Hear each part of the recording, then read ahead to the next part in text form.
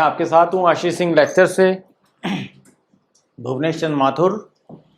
हम अभी कर रहे हैं लेक्चर नंबर 6, संसाधन एवं विकास।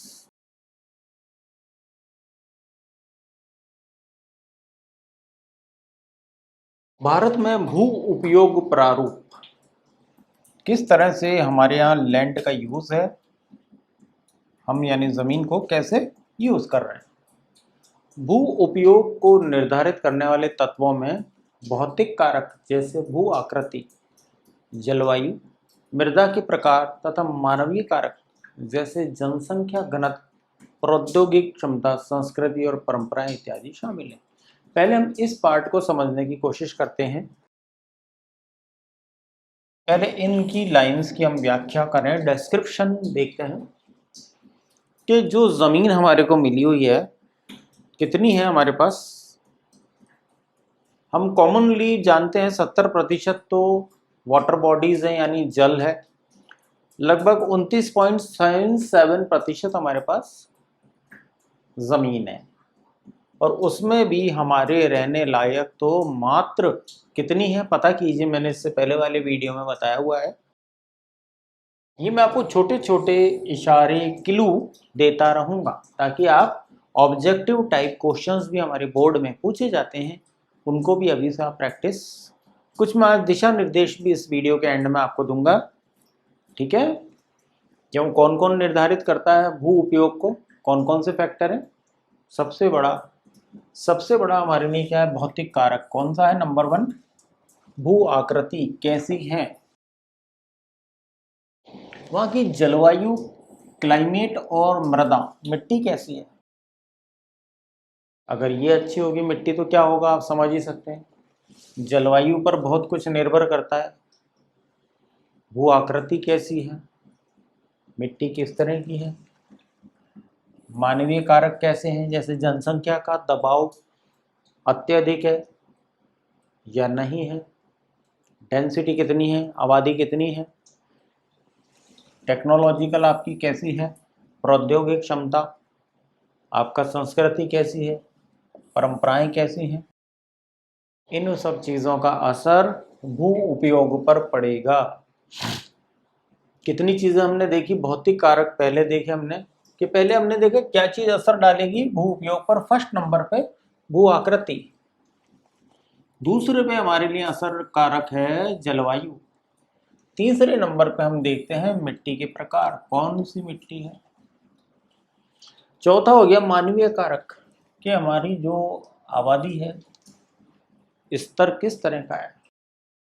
जैसे अब मानवीय कारक में आप देख लो क्या आ गया, आपके जनसंख्या घनत्व, प्रौद्योगिक क्षमता, संस्कृति और परंपराएं। ये कुल मिला के क्या निर्धारित करेंगे, भू उपयोग। कैसे? अगर टेक्नोलॉजिकल एडवांसमेंट है, प्रौद्योगिकी बहुत अगर डेवलप्ड हो गई है तो क्या लगाएंगे, उद्योग। अगर नहीं है तो क्या करेंगे, कृषि कार्य। तो ये कुछ हमको समझ लिया हमने, यहाँ तक की बात क्लियर कर दी।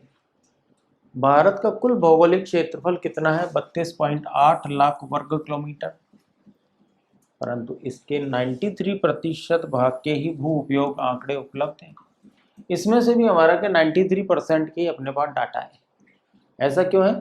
क्योंकि पूर्वोत्तर प्रांतों में असम को छोड़ दिया जाए, बाकी प्रांतों के सूचित क्षेत्र के बारे में अभी मालूम नहीं पड़ा है।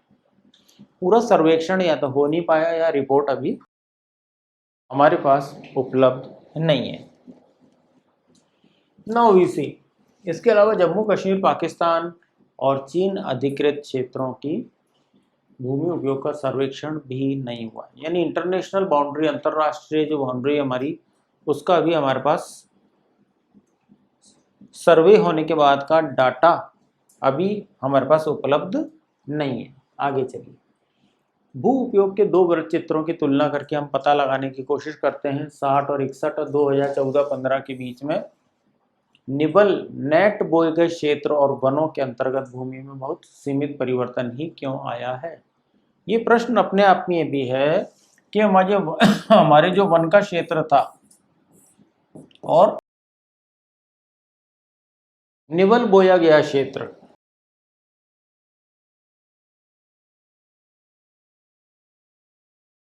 मैं ये शॉर्ट में लिख देता हूं, निवल बोया गया क्षेत्र इतने साल में भी वहीं का वहीं है।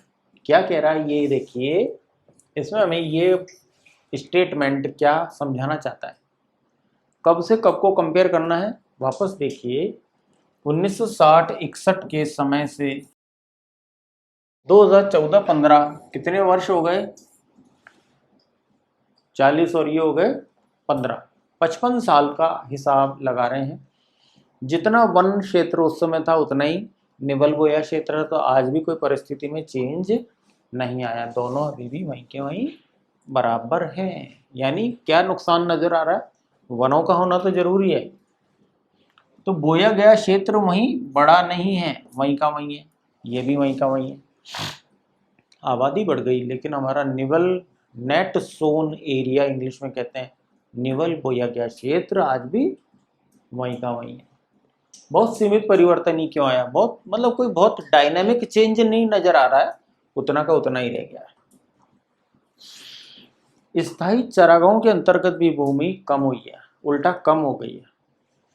हम ऐसे निशान लगा लें, पशुधन की इतनी बड़ी संख्या के लिए चारा उपलब्ध कराने में कैसे समर्थ होंगे, इनके लिए चारा कहां से लाएंगे और इसके क्या परिणाम होंगे। इसके परिणाम ये होंगे कि आपको चारा विदेशों से आयात करना पड़ेगा, तो आपके देश का बहुमूल्य धन बाहर जाएगा, ठीक है, तो फॉरेन करेंसी विदेशी मुद्रा हमारे घट जाएगी। वर्तमान प्रति भूमि यानी जिस जमीन को छोड़ दिया, फैलो, वर्तमान प्रति भूमि के अतिरिक्त अन्य प्रति भूमि अनुपजाऊ है और इन पर फसलें उगाने के लिए कृषि लागत बहुत ज्यादा है, ठीक है। तो ये हो गया अतिरिक्त अन्य प्रति भूमि हमारे अनुपजाऊ है। ये तो रेगिस्तानी मिट्टी है या दलदल है, तो कैसे करोगे खेती, हो ही नहीं सकती। या सिंचाई के साधन है ही नहीं, तो वहां क्या करेंगे। यह बहुत पठारी इलाका आ गया, तो क्या करेंगे वहां पे, तो वो कृषि की लागत बहुत ज्यादा आएगी, तो आपका कोई इसमें मतलब वाली बात नहीं रहेगी। अगर कृषि की लागत बहुत ज्यादा है तो हमारा हाथ में क्या बचेगा, कुछ नहीं। अतः इस भूमि में 2 या 3 वर्षों में इनको 1 या 2 बार बोया जाता है, और यदि इसे शुद्ध बोए गए क्षेत्र में शामिल कर लो तब भी भारत के कुल सूचित क्षेत्र के लगभग 54% हिस्से पर ही खेती हो सकती है। मतलब यदा कदा ऐसे महंगी खेती का उत्पादन भी कर लिया हमने, फिर भी सब मिला मिलू के हिसाब करने के बाद जो हमारा मात्र 54% हिस्से पर ही खेतीबाड़ी हो रही है आपके यहाँ। बस कितना भी जोर लगा लें, हमारे देश की परिस्थिति अभी भी यही है। शुद्ध नेट बोए गए क्षेत्र का प्रतिशत भी विभिन्न राज्यों में भिन्न भिन्न है। पंजाब और हरियाणा में 80% भूमि पर खेती होती है, परंतु अरुणाचल प्रदेश, मिजोरम, मणिपुर और अंडमान निकोबार द्वीप समूह में 10% से भी कम क्षेत्र में बोया जाता है। तो एक तरफ क्या हो गया कि मेरी जो बात आपको मैं बताना चाहता हूं कि पंजाब और हरियाणा की कृषि भूमि पर अत्यधिक दबाव बन गया और 46% भूमि हमारे कंट्रोल में नहीं है, हम सिर्फ 54% भूमि पर ही खेतीबाड़ी के कार्य कर पा रहे हैं। अगर जोर जबरदस्ती करने पहुंचे भी तो हमारी कृषि लागत बहुत ज्यादा आएगी, और जो वर्तमान प्रति भूमि हमने छोड़ रखी है जानबूझ के और अगर कुछ और भी अगर आप इधर उधर से इकट्ठी करके कुछ अनुपजाऊ भूमि में भी कोशिश करते हैं तो आपकी लागत बहुत ज्यादा आएगी।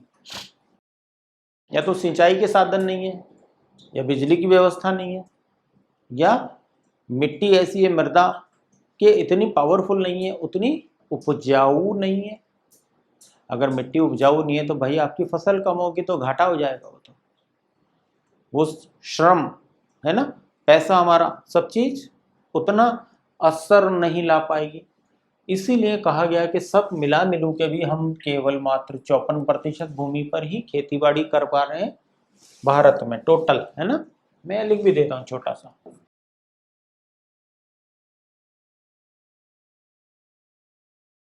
ठीक है, आगे देखते हैं। तो ऐसा भी प्रदेश मिलते हैं हमें, तो पंजाब हरियाणा जहाँ की 80% भूमि पर कृषि कार्य हो रहे हैं।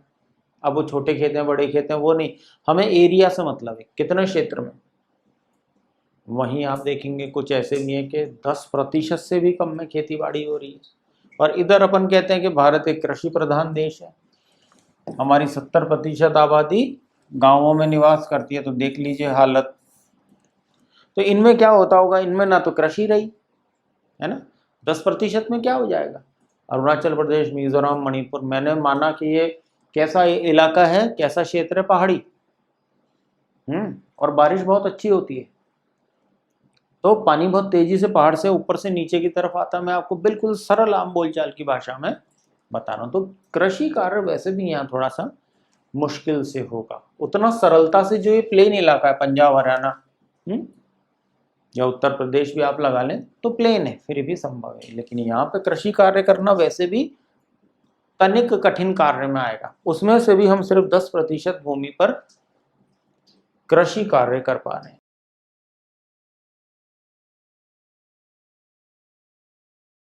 गैर कृषि प्रयोजनों में लगाई भूमि में क्या क्या और बनाया आप लोगों ने। कॉलोनी बनेगी भाई, कहाँ रहोगे, नहीं तो बस्तियां। सड़कें भी जगह घेर रही हैं, रेल लाइन जगह चाहिए, उद्योग इत्यादि आते।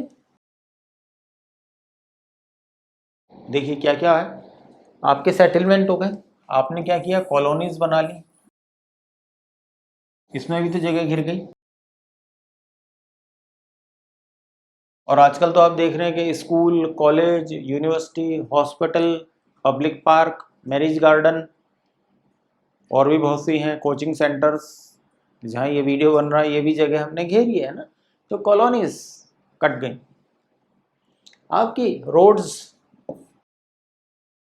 ये भी तो जगह घेर रहे हैं।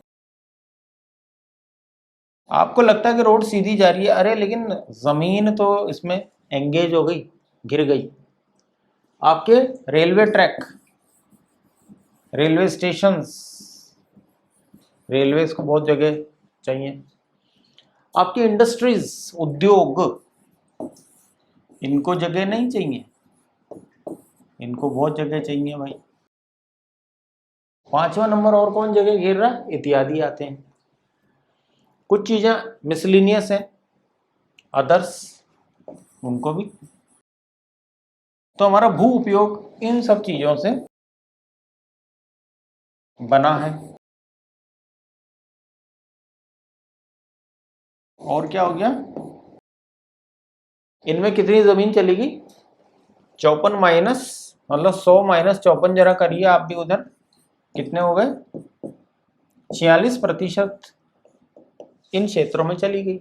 समझने के लिए हमारे केवल 54% में हम भारत में कृषि कार्य हो रहे हैं। इन बातों से हमें ये समझना है। अब मैं आपको कुछ दिशा निर्देश देना चाहता हूं 10th क्लास के हिसाब से। इंस्ट्रक्शंस,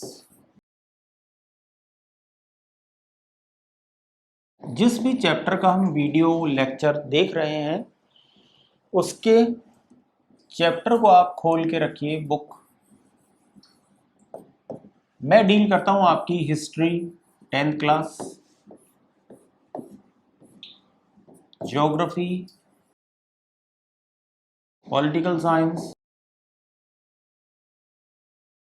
और इकोनॉमिक्स, जो कि हमारे 9th में ही ऐड हुआ है। तो chapter wise chapter with the help of a book आप जरूर देखें और सुने। दूसरा काम, फॉर स्पेशली ज्योग्राफी में हमारे को सीमित नक्शे हैं, उनको एटलस में अभी से मार्क करना शुरू कर दें। एक अच्छी कंपनी का एटलस, बहुत सारे आते हैं मार्केट में, जो भी आपके पास अवेलेबल हो 10th क्लास के हिसाब से ज़रूर ले लें। जो भी मैं अंडरलाइन कर रहा हूँ वीडियो में वो इम्पोर्टेंट पॉइंट्स हैं, उनको समझने का ज़रूर कोशिश करें। चौथा नंबर, हमारे 10th के बोर्ड में ऑब्जेक्टिव्स भी आते हैं, ऑब्जेक्टिव टाइप।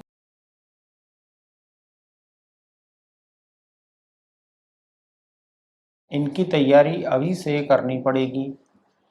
स्पेशली आपको ऑब्जेक्टिव टाइप में नेम्स ट्रू एंड फॉल्स दिए जाते हैं, ठीक है, तो इसकी तैयारी अभी से शुरू करते हैं। 5th नंबर में आपको एक बात और बोलूँगा अभी ही कि क्वेश्चंस एंड आंसर्स की नोटबुक अभी ही बनाएं। बेशक आप हिस्ट्री ज्योग्राफी एक में रखें, पॉलिटिकल साइंस इकोनॉमिक्स एक में रखें, 2 बुक्स 2 नोटबुक 2 कॉपी आप लोग बोलते हैं आम बोलचाल में हम कॉपी कहते हैं उसे, कॉपी कहाँ है, अच्छा भाई कॉपी सही। क्वेश्चन आंसर अभी से लिखने शुरू करें। मैं आपको और बताना चाहूँगा, ये सारा करने के बाद वर्ड लिमिट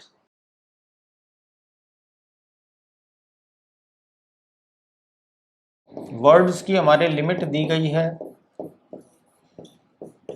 उसके अंतर्गत उतना ही लिखने की कोशिश करें। अगर 50 to 60 वर्ड्स वाला क्वेश्चन है उतने लिख के देखें घर पर, 100 to 120 वाला है उतने लिख के देखें। तो ये काम हमको अभी से आप शुरू कर दीजिए। अभी चल रहा है, हम मान लेते हैं जून का महीना ख़त्म होने वाला है, तो ये मैंने आज ही आपको प्लान बता दिया है, स्पेशली एसएसटी का, क्योंकि जितना आप लिखने की प्रैक्टिस करेंगे तो बाय द टाइम नवंबर दिसंबर आएगा, आपके एग्ज़ाम आएंगे मार्च, तो आपका काफ़ी अच्छी ग्रिप एसएसटी पर, मेरे पास आपकी इंग्लिश भी है, उस पर जब तक हो जाएगी। तो ये एक छोटी सी रणनीति है, इसको आप स्टार्ट करें, ये मेरी स्ट्रेटजी है। अच्छे मार्क्स ही नहीं, समझ में भी आनी चाहिए, क्योंकि 9th और 10th की एसएसटी आपके हर कंपटीशन में आगे काम आएगी। चाहे आप स्टेट लेवल का एग्ज़ाम दीजिए, कोई भी बैंक का एग्ज़ाम दीजिए, डिफेंस का एग्ज़ाम दीजिए, यही सारी जनरल नॉलेज हमारी वापस हमारे काम आएगी।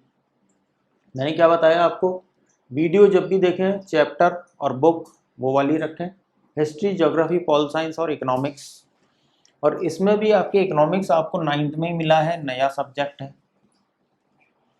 एक अच्छी कंपनी का हो सके तो एटलस, और जो जो हमारे पिन पॉइंटेड क्वेश्चन है उनको उससे करें। इम्पॉर्टेंट पॉइंट्स मैं आपको बताता चल रहा हूँ, उनको अपने आंसर में लिखने की कोशिश करें। ऑब्जेक्टिव टाइप क्वेश्चंस अभी से सॉल्व करने शुरू करें, आपकी एनसीईआरटी और बोर्ड की बुक्स में लास्ट में दिए गए हैं, चाहे वो 5-5 10-10 ही हैं, अभी से लेकिन स्टार्ट कर दें, ठीक है। क्वेश्चन आंसर राइटिंग आप घर पे अभी स्टार्ट कर दें, लिखने की शुरुआत। बिना लिखे वालों को मैं नहीं मानता, क्योंकि जब तक आप लिखेंगे नहीं अपने हाथ से, प्रैक्टिस नहीं पड़ेगी। वर्ड की लिमिट का ध्यान रखें, शब्दों की सीमा हमारी बहुत इंपॉर्टेंट है। एनसीईआरटी सीबीएसई जो आपका एग्जाम होगा, आप पॉइंट्स में आंसर लिखिए चाहे पैराग्राफ में लिखिए, वर्ड लिमिट का पालन करना बहुत जरूरी है ना। With this I wish you good luck, thank you for watching that video. In instructions को आप ज़रूर फॉलो करें। अभी हमारे पास टाइम है, आपकी लिखने की प्रैक्टिस, आपकी स्पीड, वर्ड लिमिट, कितने मार्क्स में कितने वर्ड हमको लिखने हैं, अपनी बात को कहने का हम वे सीख जाएंगे, तरीका, ठीक है। तो ये मेरा कहा करिए। With this I take your leave, thank you very much.